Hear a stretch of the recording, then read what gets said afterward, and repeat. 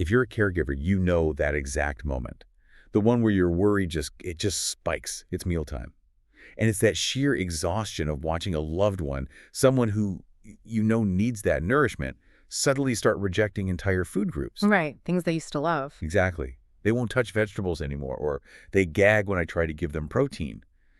And that worry, that feeling of, failing them, it turns the dinner table into a battleground. It does. And that feeling of spiraling frustration, it's pretty much universal in caregiving. So the first and honestly the most crucial step we have to take is a cognitive reset. Or reset, okay? We've looked at a lot of research here, and the central insight, the one that can be really liberating, is this. Food refusal is almost never about stubbornness. It's communication, a really fundamental, urgent form of communication. Wow, okay. Just reframing it that way. It's communication. That changes the whole emotional landscape, doesn't it? It really does. So if we accept that, if the refusal is actually a message, then our mission for this deep dive becomes pretty clear. We need to learn how to, decipher that message. Exactly. So we're going to extract the actionable tools, a really simple non-clinical preference assessment, and then walk through these techniques of gentle behavioral shaping. The goal here is to safely and respectfully expand their diet on their timeline, not yours. And that restores control and dignity, which is so important. Okay, so let's unpack the core drivers then. Why does this rejection even start? Why does someone stop eating foods they've, happily eaten for 60 or 70 years? It makes a caregiver feel like they're failing every single day. Well, we have to move past this idea of just, oh, they're being picky.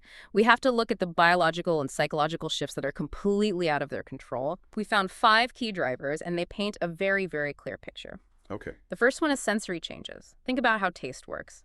The ability to detect sweet and salty, that often fades first. So that's why they might reach for more sugar or more salt just to get that same flavor punch. Precisely. But here's the really surprising part.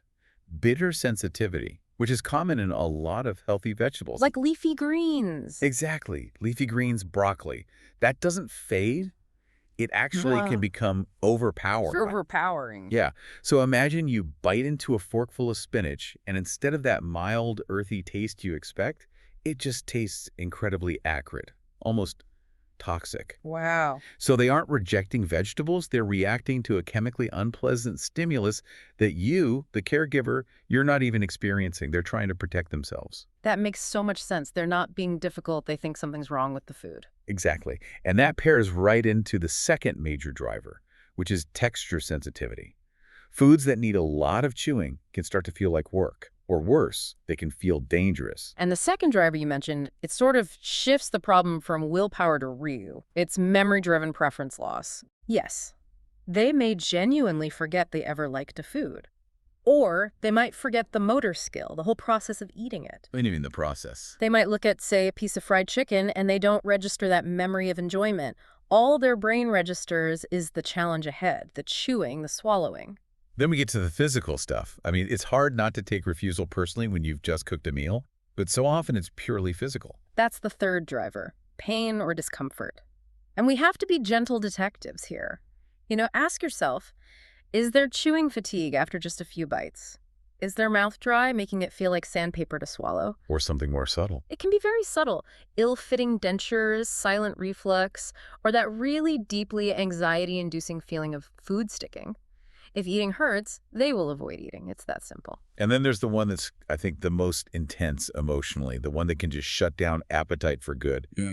Fear-based avoidance. This one is so powerful. Our research showed that just one single, scary, choking moment can create this powerful, lifelong association of danger with certain foods or textures. So it's not a new allergy. No, it's a primal fear response. If they struggled with a piece of meat last month, that memory can instantly override any hunger signal they're feeling today. And finally, the fifth one, emotional and environmental triggers. Right.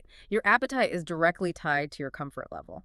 If the dining room is noisy or rushed or cluttered, or if there's an argument nearby, the brain just shuts off the appetite switch. Like a switch. It's that fast. They stop eating, not because they dislike the food, but because the whole environment feels overwhelming or unsafe. That's okay. If a caregiver is trying to adopt this mindset of curiosity, but they're stressed and they're facing this resistance every single night, How do you keep those 5 drivers in your mind? It Eh. sounds incredibly difficult in the moment. Oh, it is. It's very difficult. The key is just catching yourself in that moment of frustration and maybe even saying out loud, wait, which of the 5 is this? Like a mental checklist. Exactly. Is she leaning back? That could be fear or discomfort. Is she grimacing? Maybe a sensory change.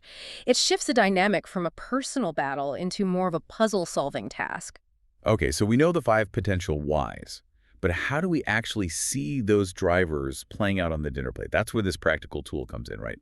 The E.A.T.S check. This is your simple, repeatable diagnostic tool. It requires no charts, no formal training. It's just gentle observation during mealtimes. Okay. And the E.A.T.S check is designed to reveal why the rejection is happening, but more importantly, it guides how you should present food next time to maximize success. So let's break down the acronym. We want you, the listener, to feel like you can apply this tonight. Okay. E is for ease of eating. This links directly back to that chewing fatigue or discomfort. Right. So you ask yourself, what textures cause hesitation or gagging or those long pauses between bites? And then on the flip side, what textures are handled best? Soft, small, pureed.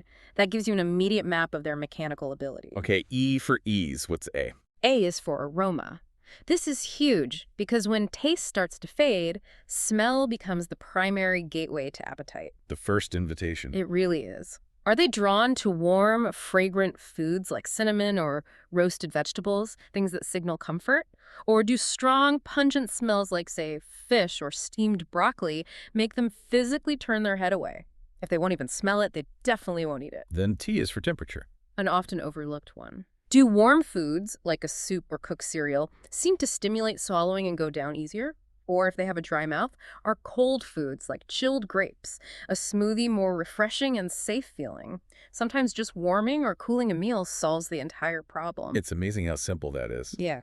And finally, S is for shape and size. And this connects right back to that fear avoidance. Are large bites causing visible fear? Do they only accept really small spoonfuls or finger foods? We found that just adjusting the shape, like switching from a chunk of steak to shredded meat, can be a gigantic low-effort step toward reducing frustration. That's a really critical point, though. Caregivers are already managing so much during a meal. When does observation turn into, scrutiny? How do we apply the E.A.T.S check without adding even more stress to the environment? That's a powerful question, and it's key. It has to be gentle. Right. You are not sitting there staring at them with a checklist. You're simply noticing patterns. If they eat all the soft pasta but leave the tough piece of turkey, that's your E for ease of eating cue. Okay. If they reach for the warm bread but ignore the cold salad, that's your T for temperature cue. You just collect this data gently over maybe 3 or 4 meals using curiosity, never judgment. So once we have our E.A.T.S data, we can move to the solution side. Yeah. Behavioral shaping. And we need to be really clear here. This is not about sneaking food or forcing anything. Absolutely not. It's what we call invitation-based progression. It's tiny, safe steps that work to rebuild the person's trust and their sense of control around food. Can we unpack the psychology there a little bit? Why does that approach actually work? Well, we're using positive reinforcement and we're reducing what's called stimulus novelty, or we're trying to overcome that fear and sensory aversion. So we're asking them to commit to a series of small, achievable promises about trying something new, instead of demanding they eat an entire unfamiliar plate. Which feels so much less overwhelming. So Yeah. let's outline the 6 steps for this. Okay, first, you start with a neighbor food. You choose something that's structurally or flavor-wise really similar to something they already accept. So if they only eat mashed potatoes. You try mashed sweet potatoes, exactly. Or if they love vanilla yogurt, maybe you mix a tiny, tiny amount of peach puree into it. The key is minimizing the newness while maximizing the familiarity. Okay, that makes sense. Yeah. Second, introduce one new food at a time. Yes. When cognitive resources are low, whether it's due to age or anxiety, novelty is just inherently overwhelming. Trying to introduce 5 new things at once is a recipe for complete rejection. So one small item a week is enough. It's more than enough. It's huge progress. Wow. Okay. Third, use microbites. This is how we tackle the fear and the texture sensitivity. The progression has to be extremely gradual. You start with a taste the size of pea, then you build to a teaspoon, then maybe a tablespoon, but over several days. Small, consistent wins. That is the whole game. Small wins equal monumental success over time. If they succeed with a micro bite, the next bite feels safer. Fourth, pair new foods with favorites. You use that safe food as a literal bridge. If they love cream cheese, maybe you mix a micro portion of blended chicken into it. If they love plain soup, you stir in a tiny bit of pureed accepted vegetable. The familiarity of the safe food just masks the fear factor of the new one. And fifth, celebrate progress, not completion. This is about reinforcement. It's all about reinforcement. If they smell the new food or they touch it or they take that single pea-sized taste, that is a win, and it's worthy of genuine praise. So you'd say something like, You tried it, that's wonderful, or thank you for touching the food. You're rewarding the act of exploration, not the amount they ate. That keeps the whole process positive.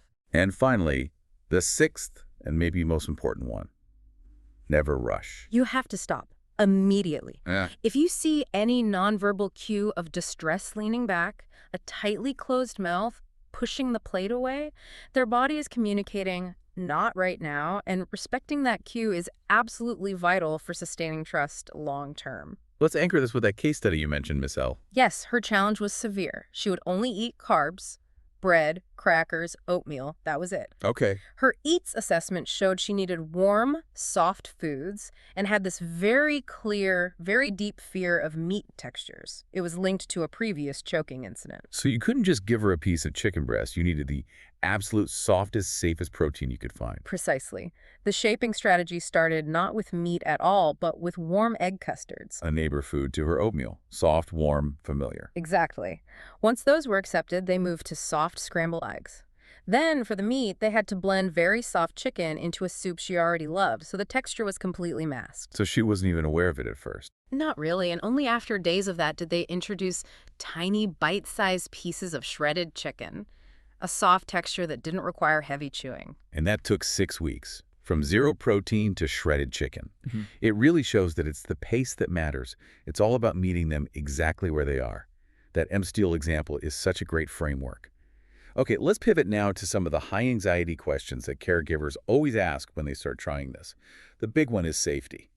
How do I tell the difference between a sensory issue, which needs patience, and a genuine safety concern that needs a doctor? This distinction is paramount. You're looking for very different types of cues. Okay. Safety concern signs are mechanical, so persistent coughing, repeated throat clearing, pocketing food in their cheeks, holding it instead of swallowing, or that really long, visible, labored chewing. And if you see those? If you see those signs consistently, you shift immediately to the safest, softest textures and you consult a speech pathologist or their doctor. That's non-negotiable. And what about the sensory or preference issues? What do those look like? Sensory concern signs are more behavioral. Grimacing, pulling their head back, pushing the plate away, or verbal comments like, it's too strong, or that's a weird texture, or just, it tastes bad. And those signs mean you use the shaping steps. Exactly. Those signs require patient shaping, not immediate medical intervention. Okay. Another big source of stress is when they refuse foods they used to love. They'll say, I don't like lasagna, when you know for a fact they've eaten it for 50 years. It's so important to remember they are not being manipulative. Their internal sensory world has fundamentally changed. The bitterness receptors are heightened. Their memory is unreliable. So they're just trying to make sense of this new reality. That's all it is, a new sensory reality where their favorite foods taste unfamiliar or even bad. You almost have to sort of mourn that old preference and just focus on building new comfortable ones with them. And we have to address the elephant in the room, the powerful sweet tooth. When everything else gets rejected, why do they only want cake and pudding? The preference for sweetness is so common. It's because the ability to detect sweetness remains strong when other senses fade, and it provides immediate comfort. So how do you counter that without just giving in to poor nutrition? You use it strategically. You turn the sweet tooth into a bridge, not a barrier. Yeah. Use glazes, fruit-based sauces, or lightly sweetened purees to make other foods more appealing. A small drizzle of maple syrup on pureed squash, for example, or slightly sweetening an egg custard. You're meeting their sensory need while delivering the protein or vitamins. That's super actionable. Oh, see then. Logistics question. We're using the 6 shaping steps, but if they reject a new food, how often should you reoffer it? Too soon feels pushy, but too long and the familiarity fades. The ideal frequency we found is every 3 to 7 days. Any more often than that feels like pressure, and it can lead to total avoidance. But if you wait more than a week, those small wins you achieved, like that microbite success, they'll be forgotten. So that 3-7 day window is the sweet spot. It builds familiarity without triggering anxiety. And finally, that core anxiety for the caregiver. If I let them eat the same safe foods every single day, the oatmeal, the crackers, am I just giving in? Am I hindering their progress? No, absolutely not. That safe food is your foundation. It's not your limitation. Okay. Consistency and predictability reduce their mealtime anxiety and protect their dignity. You use those safe foods as the comfortable, non-negotiable anchor for every meal. It's only because they feel secure with that anchor food that they might feel safe enough to try the neighbor food you've put beside it. You never, ever take away their source of comfort. Hashtag, tag, outro. So we've taken this deep dive from that initial, emotional frustration all the way to these actionable, respectful steps of the E.T.S. assessment and behavioral shaping. Yeah. The overall attitude this requires, it's immense. It's curiosity and a deep respect for their experience and just slow, gentle progression. And if we revisit that core idea, that food refusal is truly a direct message. Something here doesn't feel right. Exactly. And if we can manage to really internalize that, if we start viewing the plate not as a battleground, which is so easy to do when you're worried, but purely as a communication tool, I mean, how does that fundamentally change the entire mealtime dynamic? Changes your energy completely. Yeah. From fighting to just observing and responding. And then think about applying that E.A.T.S framework, that detailed curiosity about ease, aroma, temperature, and size to other high-stress routines. That's interesting. If you apply that same lens of observation to dressing or bathing or moving from room to room, where else might they be signaling sensory overload or some hidden physical discomfort? The key to a smoother mealtime might just unlock comfort in so many other areas of their life. This shift in perspective really rebuilds those positive mealtime experiences without fear, without force. It puts dignity and safety right back at the center of the table, which is exactly where they belong.